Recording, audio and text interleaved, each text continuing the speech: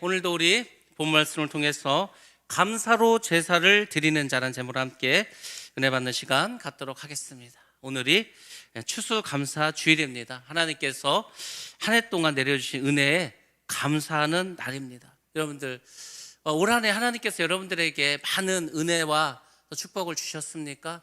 제가 볼 때는 2023년 우리 교회에도 하나님께서 많은 은혜를 또 부흥도 주셨고, 또 가정들마다 하나님께서 많은 은혜를 주셨다고 저는 믿고 있습니다. 물론 지금도 병중에서 고통당하고 물질적인 어려움으로 여러 가지 문제로 복잡한 분들도 있겠지만은 그래도 하나님께서는 올 한 해 우리를 지켜주셨습니다. 만약에 하나님께서 우리를 지켜주지 않았다면은 지금 여러분들 훨씬 더 큰 어려움에 봉착해 있을 수도 있습니다. 아무튼 하나님께서 우리가 늘 감사해야 되고 항상 감사해야 되지만 특별히 오늘 날을 정해서 하나님께 감사하는 날입니다. 여러분들 오늘 하나님을 감사하시면서 은혜를 받으시고 감사가 충만히 항상 여러분과 함께하기를 주님의 이름으로 축원합니다. 많은 분들이 이 교회에 이제 절기가 있습니다. 부활절이 있고 맥주감사절, 추수감사절, 성탄절 이렇게 기본적으로 4번의 절기를 지내는데 이게 좀 매년 하다 보니까 그냥 좀 절기로 끝나는 경우가 있습니다. 형식으로 끝날 때도 있습니다. 그리고 때로는 의무적으로 예배를 드릴 때도 있습니다. 그렇지만 여러분들 그렇지 않습니다. 작년 추수감사절, 올해 추수감사절 다릅니다. 물론 내년도 다를 것입니다. 오늘 특별히 감사하는 날이기 때문에 여러분들이 진정한 감사가 무엇인가 오늘 말씀을 통해서 깨달으시기 바랍니다. 여러분들 우리가 감사하자, 감사해야지, 범사에 감사라고 했으니까 우리가 많은 말을 하지만은 진정한 감사의 의미가 무엇인지도 모르고 우리가 그렇게 살아갈 때도 있습니다. 많은 사람들이 이렇게 생각합니다. 부모님이 나를 낳아주시고 키워주셨습니다. 선생님이 우리를 가르쳐 주셨습니다. 우리가 인생을 살아가면서 나에게 도움을 준 분들이 많이 있습니다. 그럼 우리는 그분들에게 감사를 합니다. 당연히 감사해야 되겠죠. 그렇지만 요즘은 이런 기본적인 감사도 하지 않는 경우가 너무도 많습니다. 당연하다고 생각하죠. 여러분들, 당연한 것은 정말로 감사해야 될 일입니다. 우리가 이렇게 당연히 전기가 들어오지 않습니까? 감사하셔야 됩니다. 우리가 당연히 목이 마르면 수도꼭지를 틀면 물이 나오지 않습니까? 뭐 겨울에는 따뜻한 온수도 나오지 않습니까? 감사하실 일입니다. 왜냐하면은 우리에게 당연한 것이 당연하지 않은 그런 나라도 많이 있다는 것입니다. 우리가 미얀마를 갔는데 도로가 여기저기가 패여 있습니다. 도로가 좁습니다. 국도인데도 불구하고 도로에 중앙선도 없이 차들이 왔다 갔다 합니다. 그중에 오토바이도 지나가고 또 자전거도 지나가고 사람도 걸어가고 큰 트럭도 지나가고, 그러니까 이제 어떻게 합니까? 추월을 해야 되고 정말로 하루하루를 전쟁터와 같이 살아갑니다. 그것은 정말로 전쟁 중에 있습니다. 그 법원에서 폭탄이 터지고 저녁이 되면은 저 외곽에서 전투가 벌어지고 있고, 우리는 생각하지 못하지만 그들은 지금 현재 그렇게 살아가고 있습니다. 우리는 통행금지를 잊고 살지 않습니까? 80년대 초반에 통행금지가 사라졌습니다. 그곳에는 지금도 통행금지가 있습니다. 어기게 되면은 감옥에 갑니다. 그리고 외국인은 추방당합니다. 벌금도 많이 내야 합니다. 우리가 지금 감사할 게 너무 많은데 우리는 무엇을 감사해야 될지 모릅니다. 왜? 당연하니까.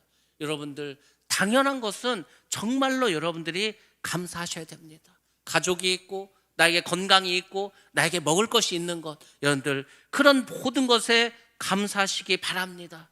우리가 감사를 잃어버리면 그때부터 우리에게 문제가 됩니다.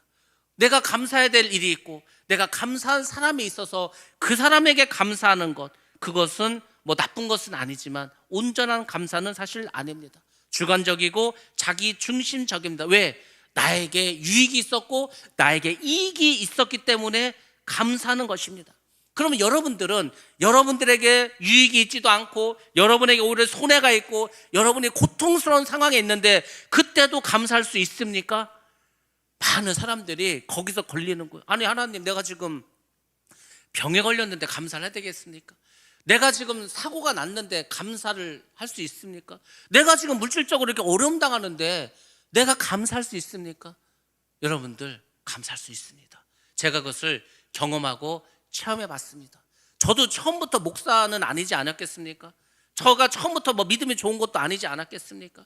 저도 생각했습니다. 야, 어떻게 힘들고 어렵고 복잡한데 그 감사가 어떻게 나와? 근데 여러분 정말 신기한 일이 벌어졌습니다. 제가 목사가 되고 나니까 정말로 큰일이야. 정말로 어려운 일이야. 정말로 스트레스 받을 일이야. 근데 감사가 나오더라고요. 좀 신기하지 않습니까? 예전에는 제가 이런 일로 감사할 사람이 아니라니까요. 근데 감사해. 물론 그런 건 있습니다.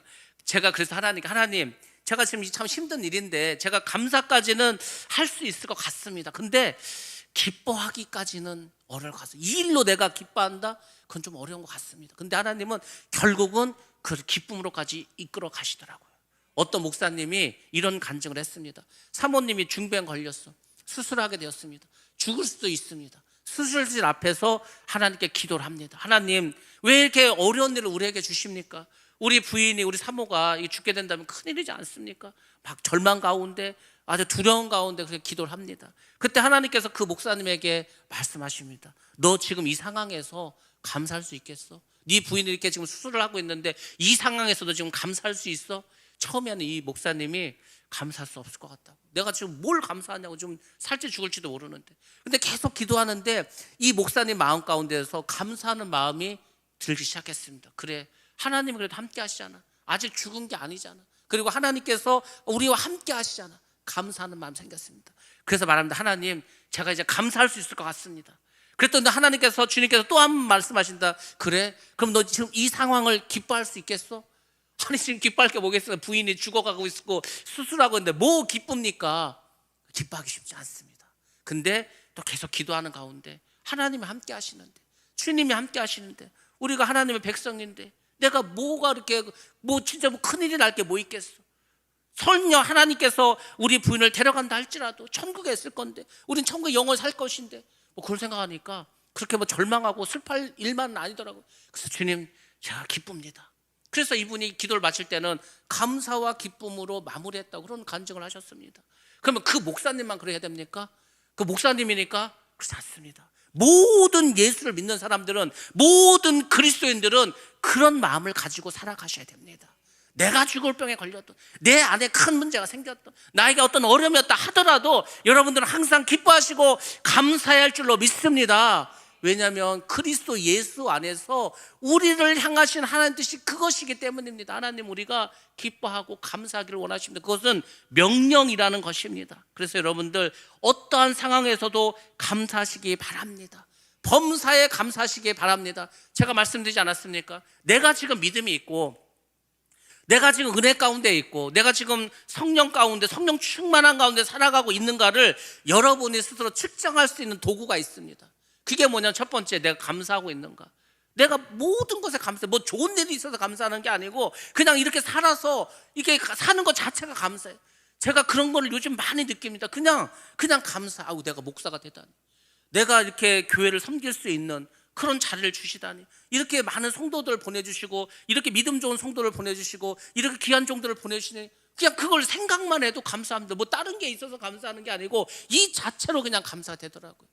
여러분들, 두 번째는 기쁨입니다. 여러분들 기뻐하십니까?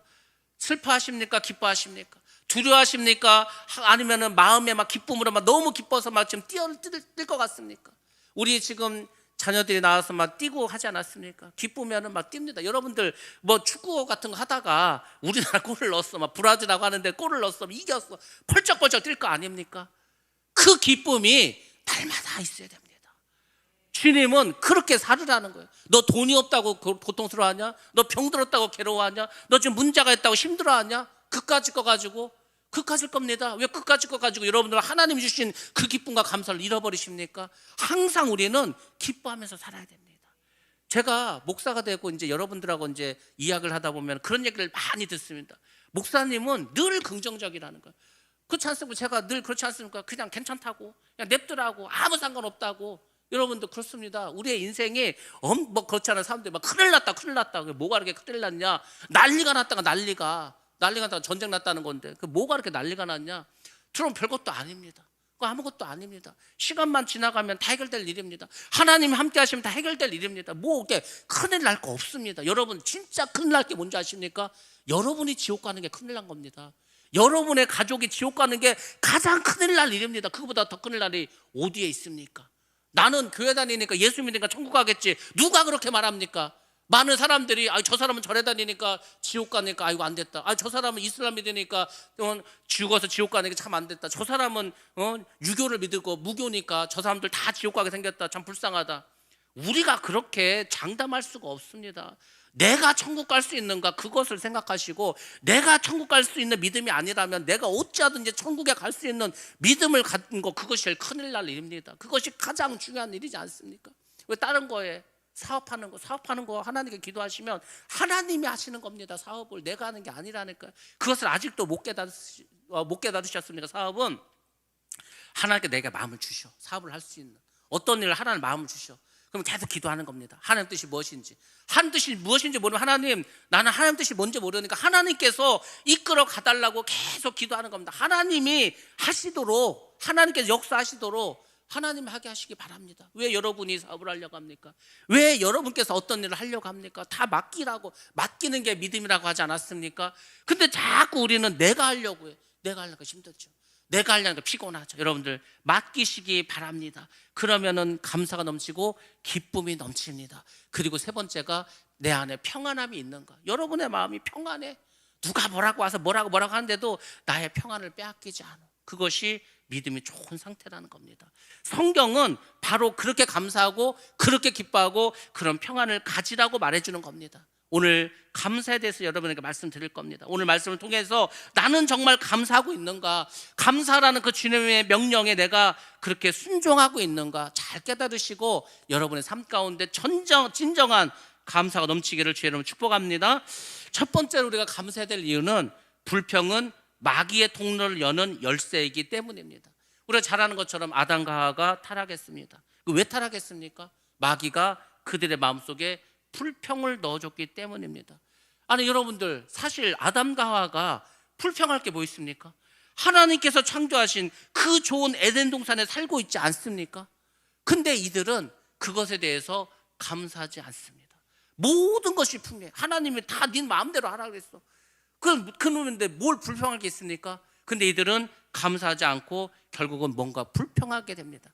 이들이 불평한 게 뭡니까? 하나님이 왜 선악과를 따먹지 못하게 하냐 이거죠.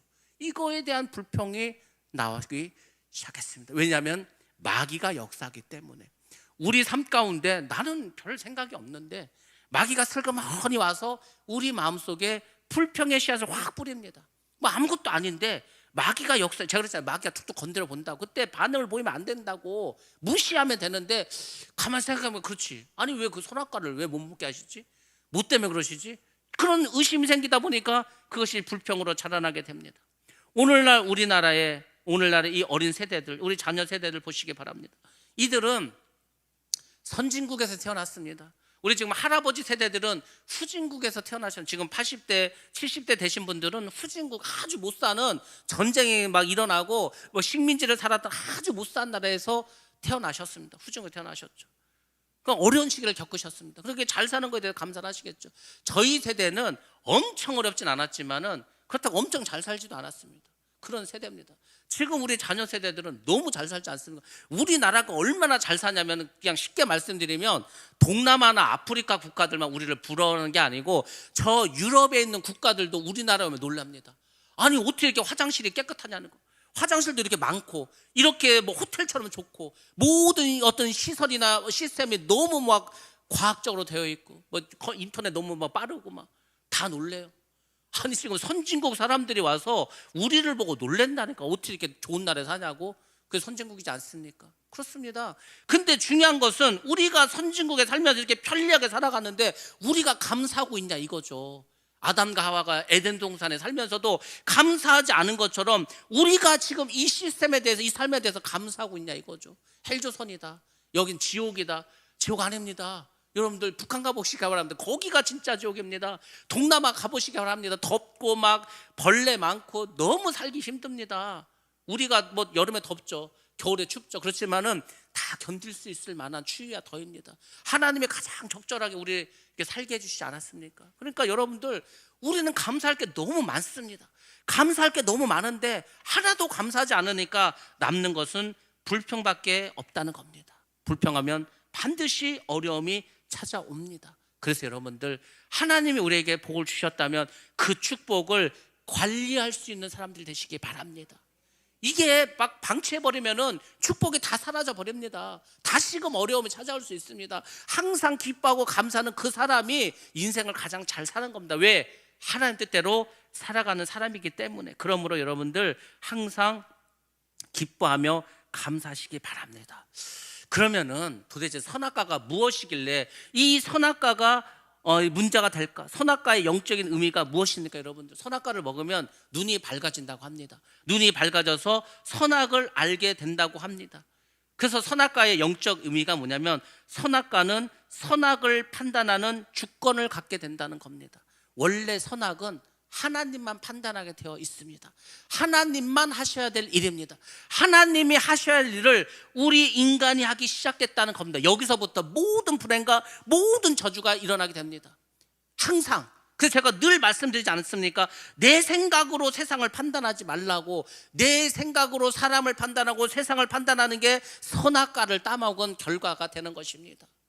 하나님의 말씀 주지 않았습니까? 하나님의 말씀에 근거해서 하나님이 주시는 성령의 충만함으로 성령이 주시는 그 말씀을 통해서 우리가 세상을 봐야 되는데, 내 생각을 가지고 사람을 판단하고 세상을 판단하게 됩니다. 그러면 이제 문제가 생기는 거죠. 우리가 신앙생활을 하면서도 가장 조심해야 될 게 있다면 이것입니다. 내 생각을 말하면 안 돼.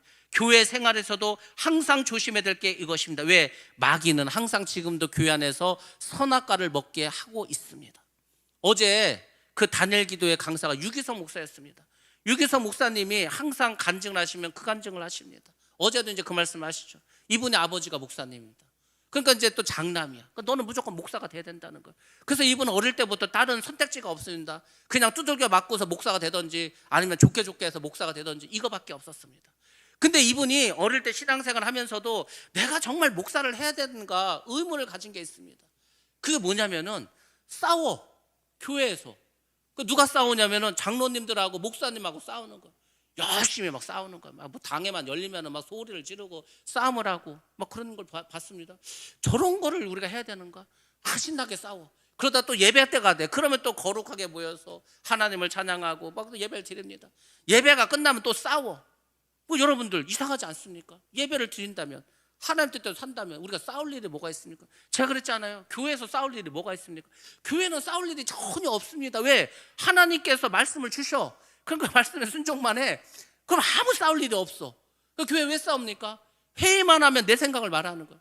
내 생각대로 돼야 돼. 아니 여러분들, 여러분이 어디 가서 이 세상에서 가정 안에서라도 자식을 불러놓고도 내 생각대로 할 수 있습니까? 자식도 내 말을 듣지 않는데 누가 내 말을 듣습니까? 교회에서 아무도 안 듣습니다.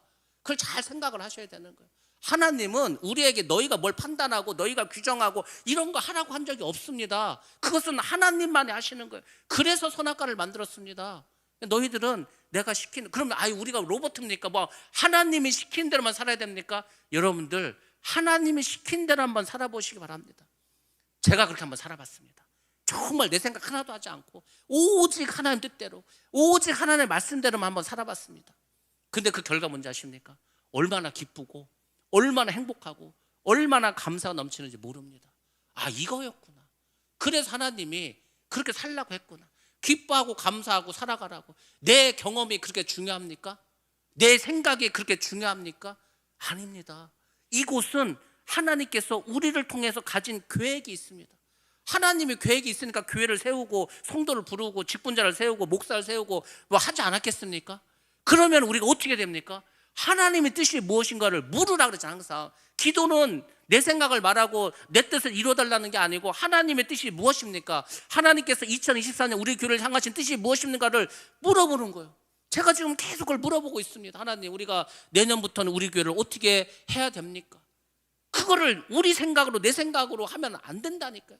그러면 싸우는 겁니다. 그러면 갈라지는 겁니다. 우리 기독교가, 한국의 기독교가 부흥을 했습니다. 물론 그 사이에 이단들도 많이 일어났습니다. 어쨌거나 이제 부흥을 했습니다. 그래서 우리가 제일 많을 때 얼마라고 했습니까? 1200만 그리스도인이라고 했습니다. 1200만. 그게 90년대 제일 교회가 부흥했을 때. 근데 어떻게 됐습니까? 1200만 거기서 정치하기 시작했습니다. 계속해서 교회가 분열되고 싸웁니다.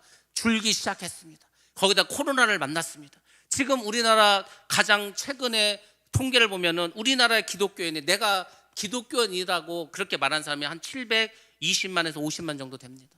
그 중에서 250만은 이단입니다. 이단. 그러면 순수하게 기독교인이 500만이라는 겁니다. 1200만이 500만으로 줄었습니다. 그러면 그 700만은 다 어디가 있습니까? 왜 교회를 떠났습니까? 우리가 예수를 믿는다고 하면서도 제대로 믿지 못했어. 그냥 인간적으로 믿었어. 그냥 인간적인 방법을 동원했어. 여러분들, 인간적인 방법을 동원하면 그것은 계모임하는 것이고 세상이지 교회가 아닙니다. 교회는 그냥 기도하는 거예요. 그냥 기도하고 하나님께서 말씀을 주시고 하나님께서 어떻게 하라고 이제 명령을 주시면 그냥 그대로 행하면 되는 겁니다. 하나님은 일을 어떻게 하냐면 그냥 불러, 콜링을 합니다. 불러, 내가 너에게 이런 사명을 주겠다. 그러면 그대로 하면 돼. 힘들어도 어려워도 그냥 하면 돼. 그게 구약에서 선지자들과 하나님의 일꾼들이 한 일이지 않습니까? 그러다 예수님이 이 땅에 오시지 않았습니까? 예수님이 제자를 삼으셨어. 그 제자들로 하여금 하나님 말씀을 가르치고 말씀대로 행하게 하고, 그리고 땅끝까지 복음을 증거하라고 하지 않았습니까? 주님께서 우리에게 주신 명령은 땅끝까지 복음을 전하라는 거예요. 그냥. 그래서 우리는 그것을 붙잡고 기도하는 겁니다. 선교를 왜 합니까? 제가 정말 몸살이 나고 입술이 터지고 더위까지 먹어가지고 갔다 와서도 열흘이 지났는데도 아직도 몸이 회복되지 않았습니다. 그 많은 돈을 써가면서 몸을 이렇게 하가면서 뭘 굳이 거기를 갑니까? 이유는 하나입니다. 하나님께 하라고 하니까. 하나님이 그렇게 하라고 하니까 하는 겁니다. 돈이 남아서 하는 것도 아니고 체력이 남아서 하는 것도 아니고 뭐 어디 가서 자랑하려고 하는 게 아닙니다. 그 하라니까 하는 거예요. 왜 가정을 복음화 시켜야 됩니까? 왜 이웃에게 복음을 전파하고 우리가 복음을 전하고 그렇게 막 물티슈를 뿌려가면서 해야 됩니까? 하나님이 하라고 하니까. 간단합니다. 이유는 없어. 그겁니다. 그거지 않습니까? 그러니까 우리가 그것만 잘하면 돼. 우리는 하나님 앞에 가서 우리가 하나님, 내가 이 세상에 있을 때 모두하고 막 엄청 했습니다. 그런 거를 하나님은 듣지 않습니다. 너 몇 명에게 전도했냐? 너 몇 명을 전도해 와서 영혼을 살렸냐? 이것만 물어보십니다. 그게 가장 중요하고 주님께서 우리에게 주신 유일한 지상 명령이 그거기 때문에, 그래서 우리는 때를 어떤지 못 어떤지 복음을 전파해야 됩니다. 여러분, 요즘 복음을 전파해서 전도를 해오는 게 얼마나 힘들고 어려운지 아십니까? 해보셨습니까? 한 영혼을 데려오는 게 그렇게 힘들어. 왜? 너무 마귀가 역사가 심하니까. 우리나라 60년대는 못 살았습니다. 가난했습니다. 진짜 사탕만 줘도 와. 우리 미얀마 갔을 때 사탕만 줘도 많은 어린아이들 몰려왔습니다. 우리는 사탕이 아니라 뭘 좋은 걸 줘도 안 옵니다. 관심이 없어. 생각이 없어. 예수 믿기 너무 힘든 세상 우리가 살아가고 있지 않습니까? 저는 그래서 그 생각을 하는 거야. 아, 지금이야말로 정말 말세구나. 마태복음 23장의 말씀처럼 정말 왕이 아들을 장가 보내기 위해서 귀족들과 군대 장관과 모든 유력한 자들을 초청장을 보내서 오라고 했더니 아무도 안 오는 거예요. 바빠서 못 오고 할 일이 많아서 못 오고. 그래서 왕이 뭐라고 합니까? 저 사거리에 나가서 아무나 데려오라고. 제가 그러지 않았습니까? 지금이 아무나 데려오는 세상입니다. 정상적이고 잘나고 뭐 높은 권세를 가지고 돈 많고 이런 사람들 교회 안 옵니다. 아니, 이 세상이 천국인데 뭘 천국을 가겠다고 하냐 이거예요. 여러분들, 소돔과 고모라가 멸망당하고 그 다음에 노아 시대가 어떤 시대인지 아십니까? 잘 먹고 잘 살고 평화스럽고 행복했던 시절입니다. 그때 하나님께서 심판하셨습니다. 지금이 그렇지 않습니까? 지금 잘 먹고 잘 살고 평안하지 않습니까? 지금이 심판받을 때라고. 그래서 여러분들이 때가 가까이 옴을 깨달았다면 복음을 전하는 겁니다. 물론 여러분들 할 일이 있죠. 사업을 하시는 분들도 있고 직장생활 하시는 분들도 있고 공부하는 학생들도 있고 나의 꿈과 나의 비전을 위해서 준비하는 우리 청년들도 있습니다. 근데 여러분들, 죽으면 뭐합니까? 이 세상이 멸망당하면 무슨 의미가 있습니까? 여러분들이 인생의 목표를 그리스도인이라면, 하나님을 따라가는 사람이라면, 주님을 따라가는 사람이라면 그 주님의 뜻이 무엇인가를 보고 이 세대를 분별할 수 있는 눈을 가지셔야 됩니다. 그러려면 기도하시면서 감사하시면서 기뻐하시면서 주의 음성을 들을 수 있어야 됩니다. 근데 선악과를 따먹었기 때문에 그런 하나님의 이런 관심이 없는 거예요. 그냥 내 판단과 내 생각으로 살아가려고 합니다. 그래서 선악과가 위험한 것입니다. 선악과를 따먹으면 마귀는 늘 유혹합니다. 그래서 그 마귀가 이렇게 말합니다. 선악과를 따먹어라. never die. 절대 죽지 않는다. 마귀는 그렇게 말합니다. 그렇지만 하나님은 분명하고 확실하게 말합니다. 너희가 이 선악과를 먹으면 정령 죽으리라. 죽습니다. 멸망당합니다. 그래서 여러분들, 교회에서, 가정에서, 여러분 속한 그곳에서 내 생각에 빠지지 말고 선악과를 따먹어서 눈이 밝아져서 선악을 분별하려고 하지 마시고 기도하시기 바랍니다. 불평 대신 감사하시기 바랍니다. Be more grateful to God than complain. 불평하기보다는 하나님께 더 감사하시기 바랍니다. 내가 불평을 그동안 10개를 했다면 그걸 줄이고 감사를 더 늘리시기 바랍니다. 매일매일 불평하는 것을 줄이고 매일매일 감사를 하나씩 더 늘리시기 바랍니다. 그러면 마귀의 역사가 사라집니다. 여러분은 하늘나라의 백성이 되고 하나님이 기뻐하신 삶을 살아가게 됩니다. 그것이 그리스도인이라는 것입니다. 원망과 불평은 마귀를 춤추게 합니다. 여러분을 타락시키고 멸망으로 끌고 갈 것입니다. 마귀는 항상 이런 식으로 우리를 공격해 왔습니다. 여러분들 그렇지만 기억하시기 바랍니다. 하나님 우리에게 원망 불평이 아니라 기뻐하고 감사한 자에게 복을 내려주실 줄로 믿습니다. 민수기 21장에 보면 이런 이야기가 납니다. 광야에서 너무 힘들어 이스라엘 백성들이. 그러니까 뭐 이렇게 뭐 먹을 것도 없고 물도 없고 뭐 불뱀이 왔다 갔다 하고 뭐 우리 이렇게 힘들게 고통스럽게 왜 우리를 여기 끌고 나왔냐고 막 하나님을 원망합니다. 여러분 우리 인생을 광야라고 하지 않습니까? 우리 인생은 광야 인생이기 때문에 목마르고 부족하고 불뱀도 많고 막 합니다. 사는 것 자체가 너무 힘든 것입니다. 우리 인생에 불뱀이 많이 있습니다. 근데 여러분들 하나님이 지켜주지 않았으면 여러분은 너무나 많은 불뱀에 물려가지고 지금 고통 가운데 있을 겁니다. 그나마 하나님께서 지켜주셨기 때문에 그 수많은 불뱀들 가운데서도 고통당하지 않았습니다. 이스라엘 백성들이 원망 불평하니까 하나님 어떻게 하는지 아십니까? 불뱀을 풀어놔 버렸습니다. 그 하나님이 막아놨던 불뱀들을 딱 거두시니까 불뱀들이 막 들어와서 공격해 버립니다. 이스라엘 백성들 상황이 더 나빠졌습니다. 제가 목사가 되고 나서 우리 성도들에게 첫 번째로 늘 강조해서 했던 말이 그겁니다. 아무리 힘들어도 아무리 어려워도 아무리 고통스러워도 절대 원망 불평하지 말라고. 원망 불평하면 마귀를 불러들이는 거고 원망 불평하면 광야 생활이 더 길어지고 원망 불평하면 절대 복을 받을 수가 없다고. 하나님 우리를 테스트할 때 그걸로 테스트하십니다. 힘들게 하십니다. 어렵게 하십니다. 고통 가운데 광야 생활을 하게 합니다. 그 가운데서 원망 불평하지 않는 사람만 가나안에 데려갑니다. 그것이 이스라엘의 역사를 통해서 우리에게 보여주신 겁니다. 20살 넘은 사람들 중에서 여호수아와 갈렙 빼고는 아무도 들어가지 못했습니다. 20살 밑에 사람들만 데리고 들어가셨습니다. 왜? 원망불평했기 때문에. 그 정도로 원망불평은 우리를 힘들게 하고 멸망시키는 거라는 걸 기억하시기 바랍니다. 마귀의 소리에 귀 기울이지 마시고 항상 감사하는 마음을 가지시기 바랍니다. 두 번째로 감사는 하나님의 능력과 구원과 은혜를 받을 수 있는 열쇠이기 때문입니다. 원망 불평을 마귀에게 마음을 여는 열쇠라면 감사와 찬양은 하나님께 우리의 마음을 열어드리는 열쇠가 됩니다. 여러분 하루 중에서 얼마나 하나님을 찬양하고 감사하고 있습니까? 여러분들 하나님을 감사하고 하나님께 찬양하는 것은 엄청난 능력과 기적을 만드는 큰 권능입니다. 하나님이 뭐라고 말씀하셨냐면 예수를 믿는 사람들은 하나님의 자녀가 되는 권세를 주신다고 했습니다. 그 권세가 뭐냐면 우리가 하나님께 기도할 수 있고 하나님을 찬양할 수 있고 하나님께 감사할 수 있는 것이 권세입니다. 하나님을 찬양하고 하나님께 감사하는 사람에게는 하나님께서 기적을 베풀어 주십니다. 아니 그렇게 기적을 베풀어 주신 능력이 있는 게 감사하고 찬양인데 왜 여러분들 안 하십니까?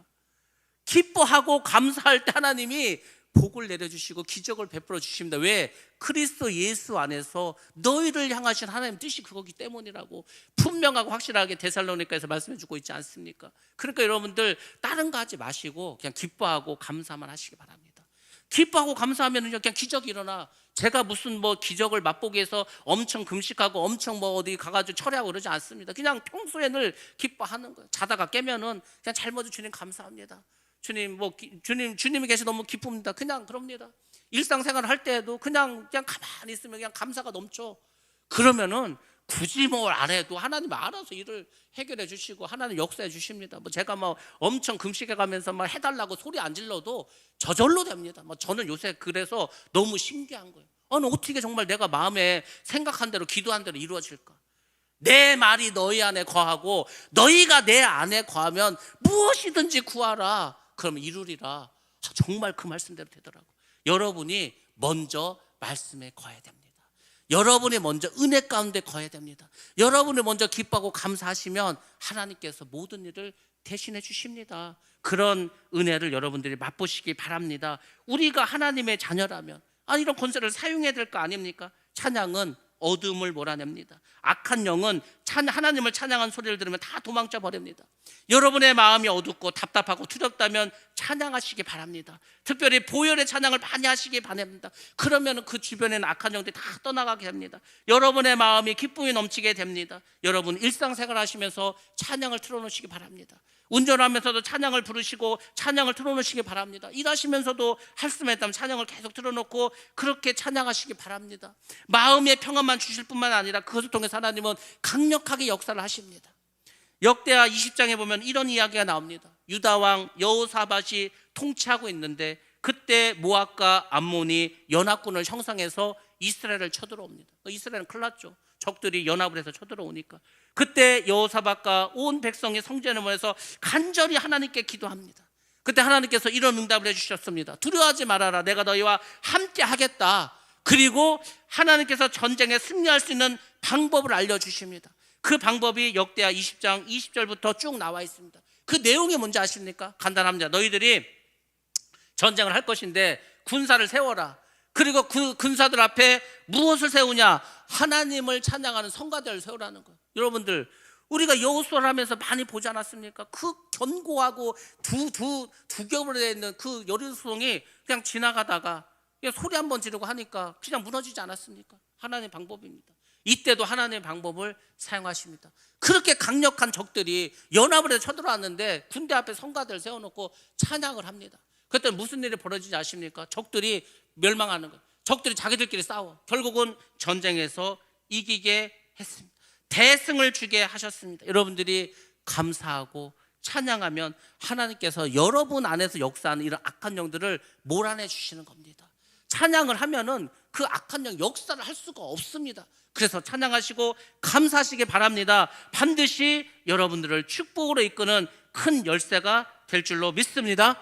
세 번째 감사는 구원받은 사람에게 축복의 문을 열어주는 열쇠입니다. 모든 인간은 원죄를 가지고 태어났습니다. 그 원죄 안에 있는 게 뭔지 아십니까? 원망과 불평입니다. 그 참 신기하게도 원망과 불평은 누가 가르쳐주지도 않았는데 타고납니다. 그냥 선천적으로. 그래서 조금만 힘들면 원망하고 짜증 부리고 그렇게 불평을 합니다. 아무리 좋은 환경이라 하더라도 그곳에서 원망과 불평을 찾아내는 것이 인간이라는 겁니다. 왜? 마귀의 속성을 가지고 있기 때문입니다. 그렇지만 구원받은 그리스도인들은 어떻게 하는지 아십니까? 성령께서 우리 안에 들어오십니다. 그리고 그 성령께서 우리 안에서 역사하는 마귀를 다 쫓아내 주십니다. 성령께서 우리에게 감사를 배우게 하시고 감사를 훈련시켜 주십니다. 그리고 그런 사람에게 구원의 은총과 축복을 내려주시는 것입니다. 자, 우리 한번 말씀 보겠습니다. 시편 50편 14절부터 15절 말씀입니다. 시작. 감사로 하나님께 제사를 드리며 지존하신 이에게 내 서원을 갚으며 환난 날에 나를 부르라. 내가 너를 건지리니 내가 나를 영화롭게 하리로다. 아멘. 아멘. 먼저 하나님께 감사의 제사를 드리라고 했습니다. 그러니까 여러분들이 뭐 문제가 생겼을 때 하지 말고 평소에 기도하시고 평소에 찬양하시고 평소에 늘 감사하시기 바랍니다. 그러면 환난 날에 여러분 힘들고 어려운 일이 있을 때 그때 하나님께 부르짖으면 하나님께서 건져주시겠다는 겁니다. 기도하고 찬양하는 것을 평소에 쌓아두면은 그 기도의 항아리, 찬송의 항아리 때문에 하나님께서 우리를 쉽게 거기서 벗어날 수 있도록 해주신다는 겁니다. 그러니까 여러분들 늘 감사하시면서 찬양하시면서 살기 바랍니다. 왜 예수를 믿는데 걱정을 하시고, 왜 예수를 믿는데 얼굴을 찡그리시고, 왜 예수를 믿는데 자꾸 불평을 하고 원망을 말합니까? 불평하고 원망하는 사람들은 예수가 그 안에서 역사하는 게 아닙니다. 하나님이 역사하시고 성령 역사하시면 원망, 불평을 하고 싶어도 못합니다. 왜? 그거는 마귀의 속성이기 때문에. 그냥 기뻐, 그냥 감사해. 뭐 기뻐하고 감사할 일 하나도 없어. 근데 기쁘고 감사한데 어떻게 합니까? 내 마음에서 기쁨이 넘치고 감사가 넘치고 너무너무 행복하고 너무너무 기쁜데 그걸 어떻게 감추고 숨길 수가 있겠습니까? 그것이 성령께서 우리에게 역사하는 것이고, 기독교인이라면, 그리스도인이라면 그렇게 살아가라는 겁니다. 오늘 우리가 추수감사절 예배입니다. 이게 언제부터 기원이 되었습니까? 1620년 9월에 영국의 청교도들이 이 신앙의 자유를 찾아서 메이플라워를 타고서 대성을 건너서 신대륙으로 가게 됩니다. 그때 영국의 왕이 제임스 1세였습니다. 모든 영국 국민은 성공회를 믿으라는 거예요. 근데 우리는 그렇지 않다. 우리는 정말 말씀 믿고 그래서 우리는 말씀대로 살겠다고. 그래서 이 사람들이 어떻게 했습니까? 배를 타고 오지 않습니까? 근데 그 2달간의 항해 속에서 질병으로 굶주림으로 많은 사람이 죽습니다. 그리고 그들이 땅에 도착했을 때, 육지에 도착했을 때 그의 겨울이 추웠습니다. 어디 집도 없었습니다.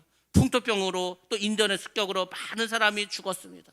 그런 시련 가운데서도 이들이 교회를 짓습니다. 이듬해 봄이 되자 농지를 개간하고 옥수수를 심습니다. 그리고 그의 옥수수가 대풍년을 이루게 되었습니다. 이들이 인연을 초청해서 하나님께 눈물로 감사의 제단을 쌓습니다. 그리고 하나님께서 우리와 함께 하시고 이 어려운 가운데서도 우리를 살려주심에 감사하시면서 그곳에 교회를 세우고 자녀들 위해서 학교를 세웁니다. 그래서 하버드와 프린스턴과 같은 교육관을 세우고 하나님을 감사합니다. 아무것도 아니지 않습니까?